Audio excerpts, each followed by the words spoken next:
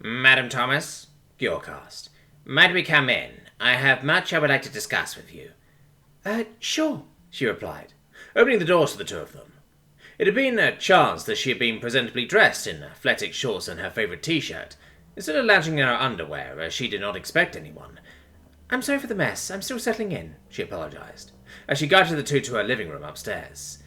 Can I get you anything to drink? I've got filtered water, some carbonated Dionysian sweet drink whose name is impossible for me to say, and some kind of sweet and sour mip-hops drink and a little bit of traponnier.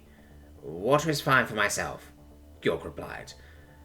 I'll have some of that Dionysian bubbly, but not too much, just a few ounces, Grindel replied, looking at York, who nodded.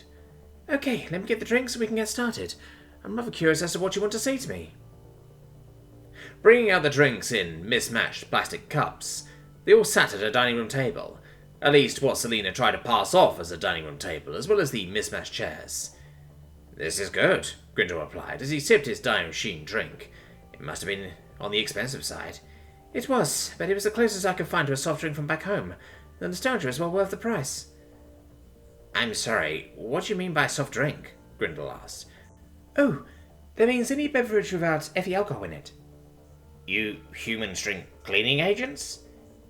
I suppose at a high enough concentration it could be used as a cleaning agent, though we have isopropyl alcohol for that instead.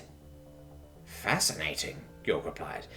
As much as I like learning about new cultures, that is not why we are here. Sorry, boss, Grindel said. Madam Thomas, York asked, do you know who I am? Sorry, I can't say that I do. I thought as much, York replied. I am York Flocru, sole owner of Star Shipping. I'll come right out with it, as I know a woman of your caliber appreciates blunt honesty. You're that businessman that was acquitted of syndicate conspiracy? Selina suddenly exclaimed. Yes, I am, York replied. However, I am a syndicate leader, one of 5 in Wakru. I come to you to strike a bargain, one that will benefit the two of us most greatly. As an offering of peace, I give you this. York slowly reached into his coat and pulled out a rectangular, vacuum-sealed object. It was thick, lumpy, and held multiple warning labels on it, declaring it to be a most potent poison and biohazard. Putting it into the table, York continued. 1 pound of whole coffee beans, grown from the mountains of southern Proxima. You may open the bag, but please do so after we leave. I have no wish to have a heart attack. Selina nodded, picking up the sealed package and looking it over. Besides the obvious warnings, it did declare that it contained a toxic plant seed humans used for agriculture for centuries, and was intended for research study. What do you really want from me? Selina asked. I want you to work for me, off the books, York said. And in return, whatever you need, I'll get for you. Equipment, assistance, materials, new working spaces. Doesn't matter, I'll pay for it. I have to ask, as this is too good to be true, if I refuse? If you refuse, York answered, I will be most appreciative if you remain neutral in the coming conflicts. Additionally, I'll negotiate on an as-needed basis for certain work, and compensate you on whatever it is we agree upon. What if I have other obligations and contracts? By all means, those take precedence. It will help legitimacy. Be that as it may, I have talked to you long enough. We shall make our leave. Do keep in touch. Here's how to keep in contact with me. Remember, I'll pay for anything you need if you work for me. However, we must be off. Please message me within 4 planetary rotations.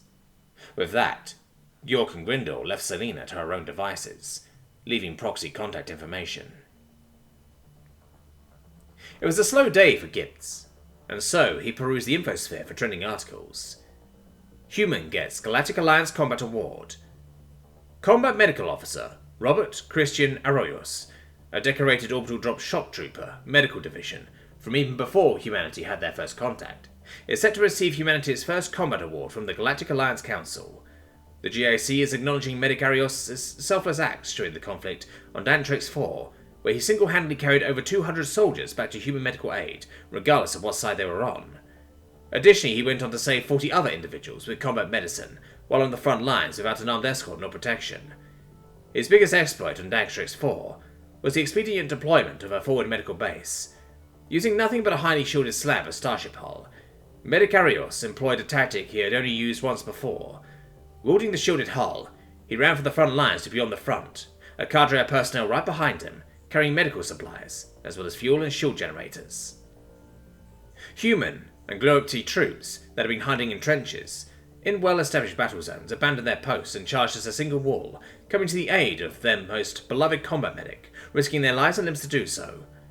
That single act allowed the rest of the ODSTs to engage in a surgical strike across the entire planet. According to Human and Globe-T interviews, those at the front lines have been told to defend the angels, affix bayonets.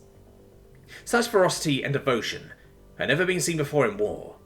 Thus, Human and Globe-T forces, pressing from the front with tenacity only spoken of from Bronze Age legends, and all other sides of the planet with small, elite teams of ODSTs, entered the conflict in complete surrender. The military employed by the Human Globe-T Federation totaled 20,000.